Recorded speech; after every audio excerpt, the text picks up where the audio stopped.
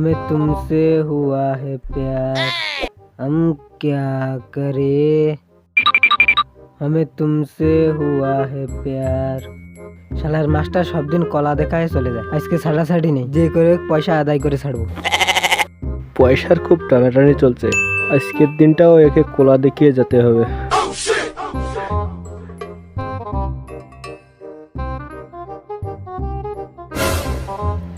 এই সুযোগ, এবার পালিয়ে যাই।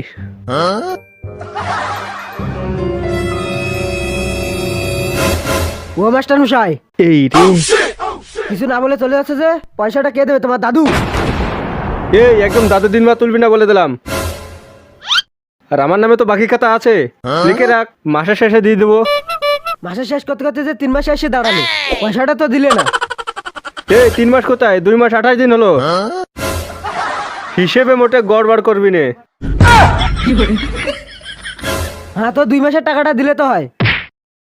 এই আমি বলেছি তোকে পয়সা দেবো না? একটা মাস্টারকে কতটা সামলে চলতে হয় জানিস?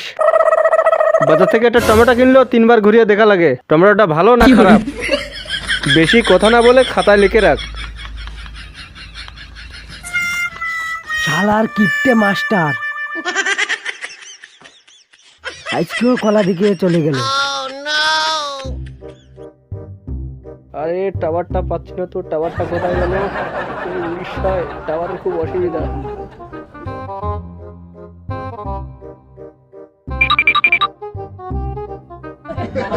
টাওয়ার কোথায় গেল? টাওয়ার আশেপাশে কোথাও দেখা যাচ্ছে না। এই শীত পাগলটা কে রাস্তায় এধার ওধার করছে? উড়িষ্যার দেশে আর বাস করার কায়দা নাই, দেখতেছি টাওয়ারের গুতোই।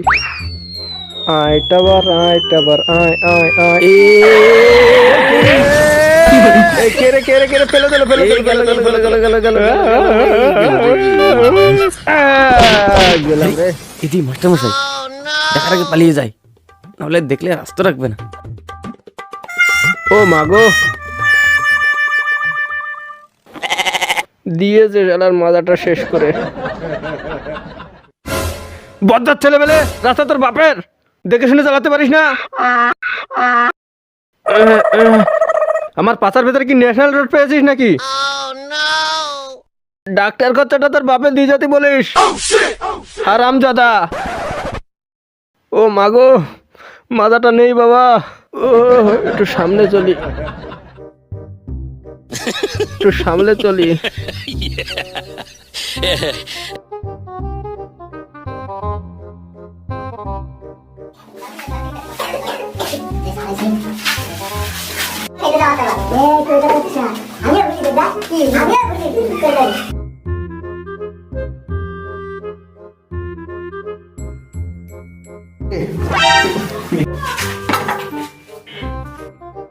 বাবা গো, মাজায় ব্যথা। স্যার, আপনার পাছায় গোবর লেগে আছে যে? তোদের মতন কোন বদমাশ এসে পেছনে স্টাম্প মারে চলে গিয়েছে। তার মানে স্যার আমাকে দেখতে পায়নি, বেঁচে গেছি। বেটাকে যে একবার যদি দেখতে পেতাম না, লাল ধোলা দিয়ে ছেড়ে দিতাম। এই যাত্রায় বেঁচে গেলাম। স্যার, স্টাম্প তো অনেক আছে, তা আপনারটা কি সরকারি স্টাম্প না প্রাইভেট স্টাম্প না ভালোবাসার স্টাম্প? আপনারটা কি স্টাম্প তা তো বুঝতে পারলাম না। আরে বুঝতে পারলি না? ওটা সম্মানের স্টাম্প। দেখলি না স্যার কত গর্ব করে বললো? আজব বলদের মতন কথা, এটা কি আজব বলদের মতন কথা? কি বলদ নাকি সম্মানের স্টাম্প গোবর দিয়ে দেবে? বলদ।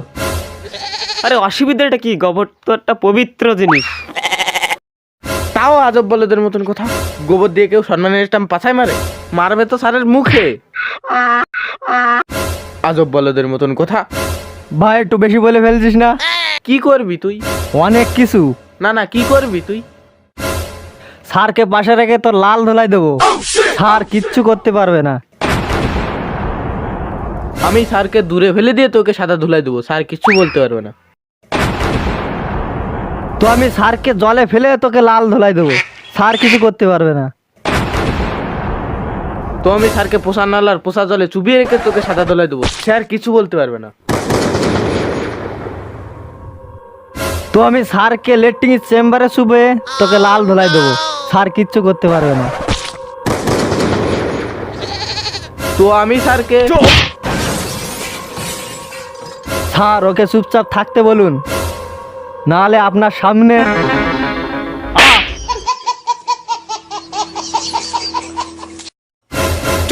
ওকে কেন? লেট্রিন চেম্বার ভিতরে আমাকে চুপি রাখ। দিন দিন স্যার, ওকে সাদা ধুলাই দিন। কালকে তোদের শীতল যুদ্ধের রচনা লিখতে দিয়েছিলাম, তার খোঁজ নেই, আর মারামারির কথা রচনার মতন বলা হচ্ছে। তোকে সবকটা আজকে দেখে নিচ্ছি। ছোটু আর লালু নিস্তার পাবে আজকে রচনা দিয়ে, না হলে মুন্নি বদনাম হয়ে ডার্লিং তেরে লিয়ে। রচনা দেখা।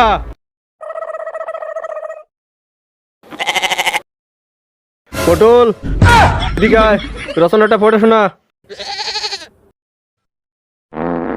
নে এটা পড়ে শোনা।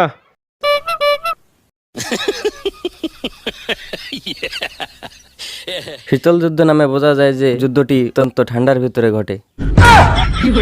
যেহেতু যুদ্ধটি অতি পুরাতন, তাই তখনকার মানুষ যুদ্ধে ইট পাটকেল আর ছুরি, তলোয়ার, বল্লভ এসব ব্যবহার করত। শীতল যুদ্ধের কথা কি আর বলবো স্যার, সেসব বলতে গিয়ে আমার হাত পা ঠান্ডা হয়ে যায়।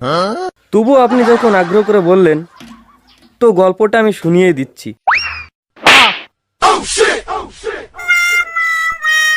গল্প? হ্যাঁ গল্প, নে পটল আগে পড়।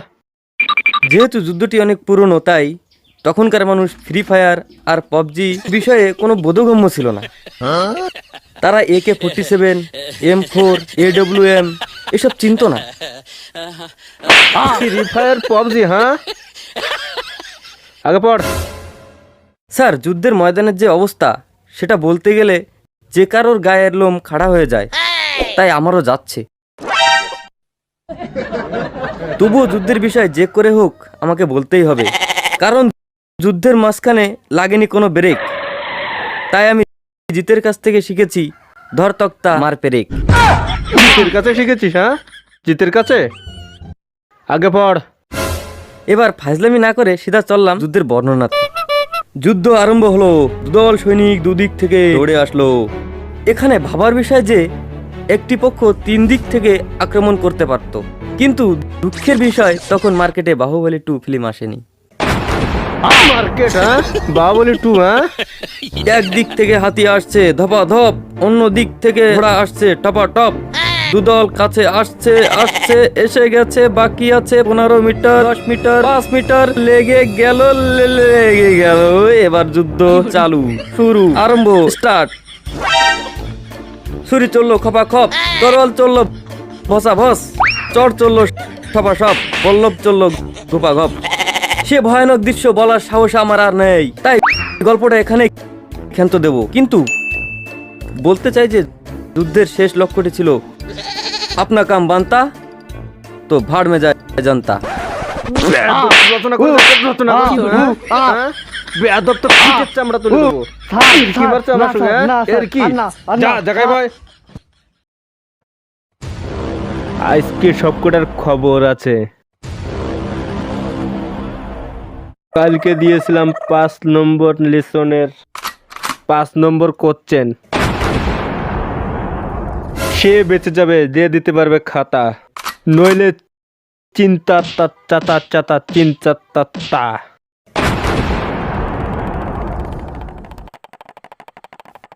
আরে আরে, ভূমিকম্প আসছে নাকি? দুনিয়া কাঁপছে কেন? আরে দুনিয়া কাঁপছে নাই, কালু কাঁপছে। এ কালু, কাঁপছিস কেন? এই আরে কাঁপছিস কেন? আনসার লিখে আনিসনি নাকি? ড্রয়িং এ গাদা আঁকতে দিছিল, তুই আঁকিসনি? আরে কিছু বলবি না? মুখে বিমল ঠুসে আসিস? বলো যুবা কেশরী। আরে আরে আরে ভাই, খুব পায়খানা লাগছে টেম্পারে। তো স্যারকে বল। হ্যাঁ তো স্যারকে বলে যা লেট্রিনে। আরে ভাই তোরা একটু বলে দে। আমরা কেন, তুই বল। আরে ভাই আমরা কেন বলবো? যার লেগেছে সে বলুক, আমরা কেন মার খাবো? আরে ভাই ভাই, আরে ভাই ভেট। ওই ওই কি আছে ওই কোনায়? দাঁড়া তিনটে। কি চলছে এখানে? স্যারের পায়খানা লেগেছে। তোর কাছে শুনেছি, তুই বল। স্যারের পায়খানা লাগছে। স্যার পায়খানা? পায়খানা সব জানি আমি, পায়খানাটা শুধু একটা তো বাহানা, আসল লক্ষ্য তো স্যারকে খাওয়ানো ফাঁকির দানা। না স্যার, সত্যি ওর খুব পায়খানা লাগিছে, খুব টেম্পারে। আচ্ছা, একটা প্রশ্নের উত্তর শুনিয়ে দিয়ে বাইরে যা। What is carbon fibre optic?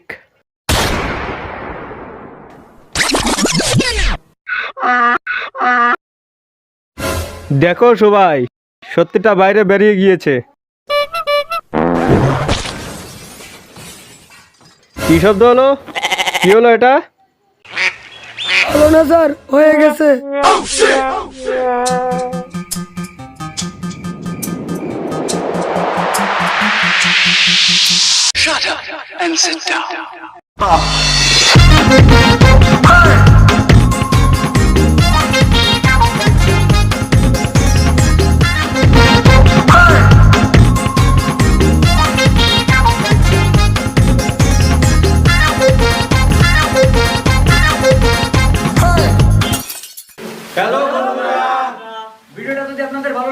তো আমাদের চ্যানেলটা সাবস্ক্রাইব করবেন আর